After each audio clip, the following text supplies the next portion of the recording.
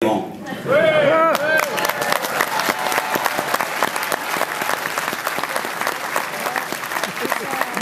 besoin de toutes les énergies, nous avons besoin de toutes les intelligences, nous avons besoin de discipline d'action pour relever les immenses défis qui arrivent devant nous. La grande roue de l'histoire s'est mise en mouvement. Vous allez être appelés individuellement à prendre des décisions personnelles sur votre façon de vous impliquer dans la crise qui arrive, quel que soit votre âge.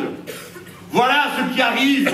C'est pourquoi je le dis avec autant de force, amis camarades socialistes. Arrêtez de vous laisser enfermer à ces jeux mortels, ces discussions qui n'ont pas de sens. Regardez où vous en êtes.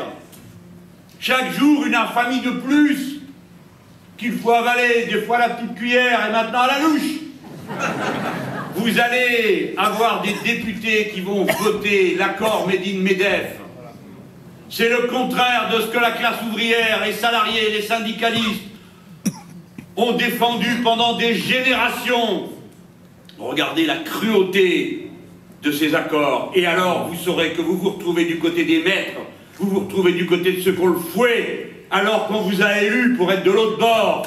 Oui.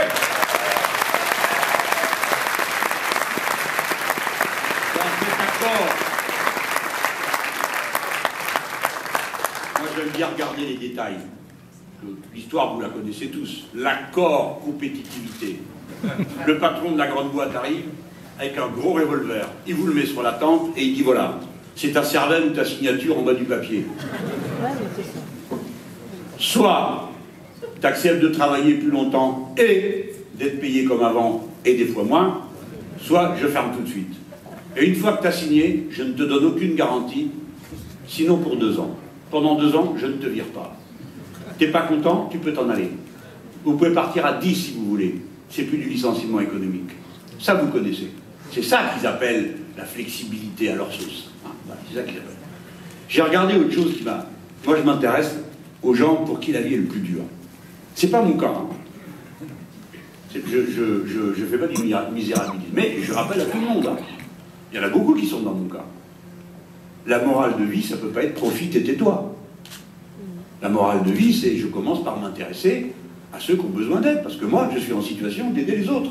Et celui qui galère tous les jours pour savoir de quoi va être fait son lendemain, je comprends qu'il s'en occupe moins que un qui a du temps, ou qui a la possibilité de le faire. Et c'est comme ça qu'on est de gauche. C'est le principe de solidarité. Il y a une c'est une règle morale. Alors, je me suis intéressé aux gens qui ont du temps de travail fractionné. Vous savez, c'est le travail en miettes. Voilà, horrible. 3 heures un jour, 2 heures à la fin de la journée, 1 heure le lendemain, et tu vas pleurer pour avoir 1 heure de plus. Hein, et puis, bah, tu l'as fait. Des fois, ça ne te rapporte rien, parce qu'il faut y aller, faire toute la journée, bon. Mais tu te dis, bah, si je fais celle-là, bah, peut-être qu'ils m'en donneront une autre après. Voilà comment ça se passe dans la vie des gens qui sont pris comme ça. Alors elle leur a dit, ça y est, vous êtes sauvés. On ne pourra pas vous embaucher pour moins de 24 heures. Parle-moi. Bon, c'est toujours ça de prix. Hein. Oui, mais il pourra y avoir 8 avenants à votre contrat de travail. C'est-à-dire qu'on pourra vous changer vos horaires de vos misérables 24 heures de travail 8 fois. Avec un préavis de 2 jours ou de 3 jours, etc. Mais qui peut réorganiser sa vie 8 fois pour faire 24 heures de travail? C'est monstrueux, non? Un de gauche, on lui coupe la main plutôt que de signer ça. Vous ne croyez pas? Au moment où vous levez la main, vous pensez à la femme ou à l'homme qui est en train, à cause de toi, de vivre cette chienne de vie. Parce que t'as levé la main, ne lève pas la main, rompez les rangs, ne votez pas cette loi pourrie.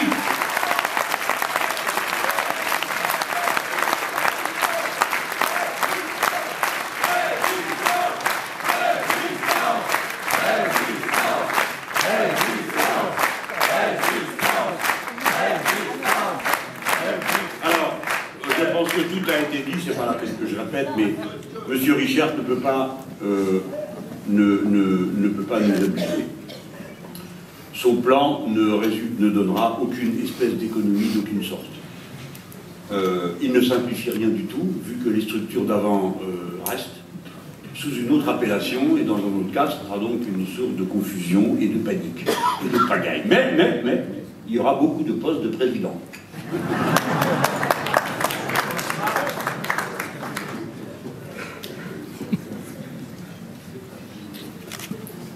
Alors il y a, je l'ai dit, sa mégalomanie personnelle. Et puis il y a le projet de droite. Ça, c'est de la politique. Et on ne peut pas lui en vouloir, il est de droite, donc il fait une politique de droite. Parce qu'il y en a d'autres, ils ne le disent pas, mais ils le font. Mais lui, il le dit et il le fait. Donc ça, c'est clair. La logique de la droite, c'est de rompre tout ce qui est un cadre unique. Parce que dans un cadre unique, vous pouvez négocier, vous avez le rapport de force. Donc c'est faire des petits cadres. Alors c'est des lois sociales pour un département. D'ailleurs, et il l'a dit, M. Richert, il a dit, il faudra que nous ayons une possibilité d'expérimentation normative. Ça veut dire la loi à géométrie variable.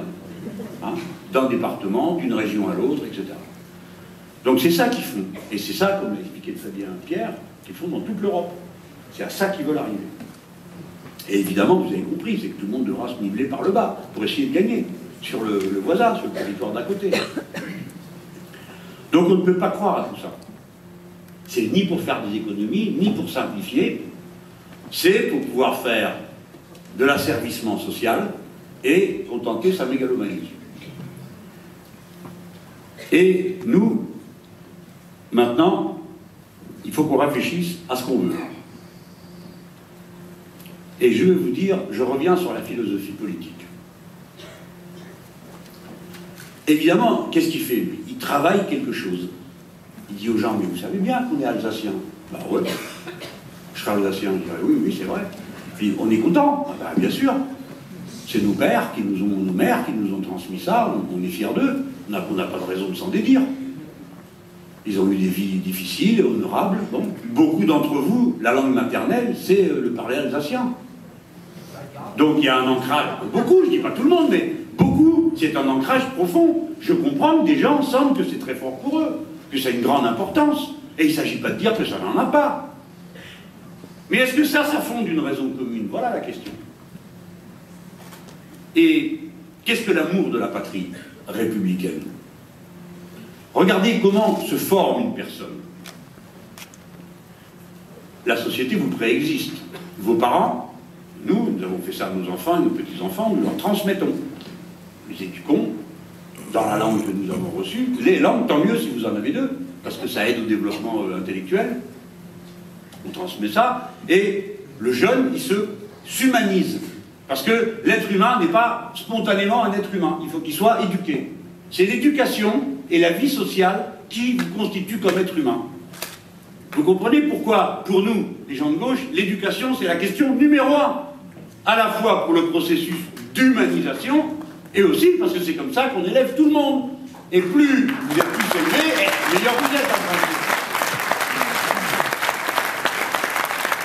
Donc, ce processus d'humanisation, il se fait en fonction des conditions qui vous entourent. Ici, c'est l'Alsace. Mais pas que l'Alsace, parce que les parents ils transmettent aussi d'autres choses qui tiennent aux valeurs du pays, à son histoire. Alors je sais bien, il y a des pages sombres dans l'histoire, dans nos vies personnelles aussi. Il y a des moments où on n'est pas très, très fier, mais on ne construit pas sa vie en pensant en rabâchant tout le temps ce qu'on a raté. On l'a raté, ça suffit comme ça. Donc on prend le reste et puis on essaye de s'appuyer là-dessus pour aller un peu plus loin. On part du meilleur, non? Il vaut mieux partir du meilleur. Parce que c'est avec le meilleur qu'on va pouvoir aller plus loin. Et dans l'histoire des Français, il y a des pages sombres, on ne va pas dire le contraire. Mais il y a quelque chose de très spécial, fondateur, différent de beaucoup d'autres. C'est la Grande Révolution de 1789.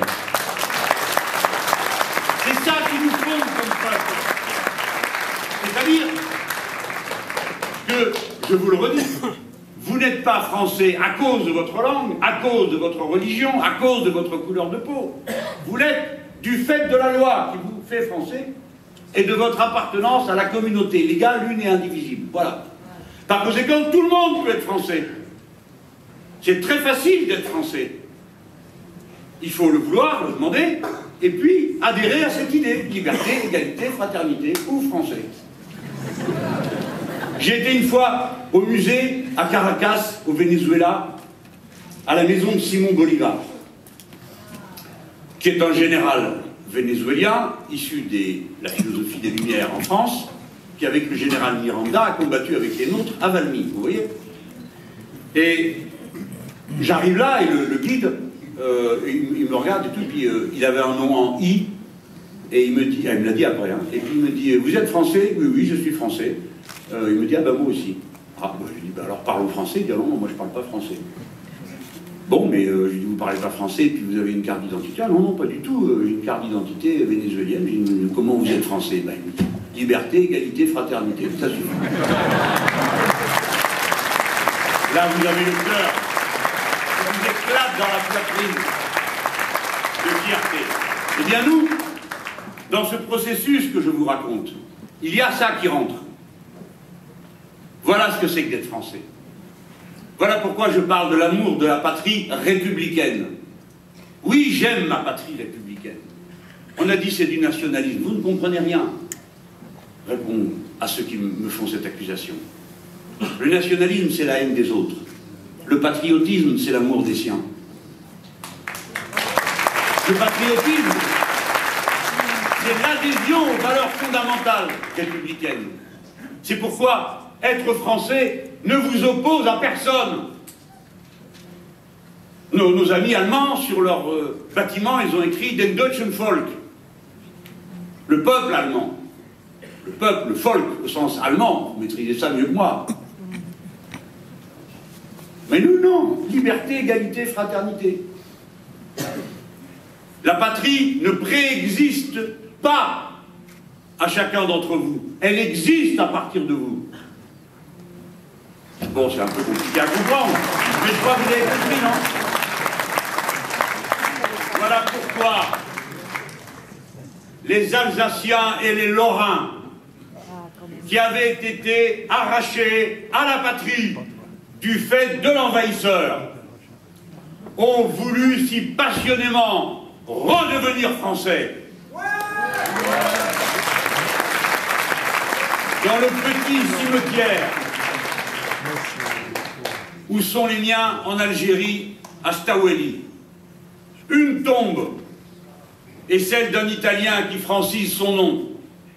L'autre tombe est celle d'un Alsacien qui a préféré quitter l'Alsace pour pouvoir rester français. Ces choses-là sont si vivantes dans nos cœurs que nous ne nous laisserons pas distraire par les petits mouvements et agitations de ces messieurs-dames de l'UMP qui viennent de s'inventer la principauté alsacienne. Nous savons très bien ce qu'ils veulent défaire. Ils veulent défaire, à la suite de leurs inspirateurs d'extrême droite, l'unité et l'indivisibilité de la République, qui n'est pas une affaire de frontières, qui est une affaire de conception philosophique et politique. La France est une et indivisible, ou elle n'est plus une république.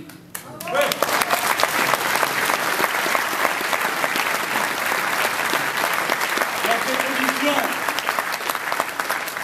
le patriotisme républicain, le patriotisme de la gauche, rejoint les fondamentaux du combat contre le libéralisme et le capitalisme. Parce que le libéralisme et le capitalisme, il veut que vous soyez tous différents les uns des autres. Il veut que vous soyez chacun dans des structures, des cadres où la loi est différente. Et alors, c'est d'un même mouvement qu'on est de gauche, anticapitaliste et patriote républicain. C'est la même chose. C'est le même mouvement.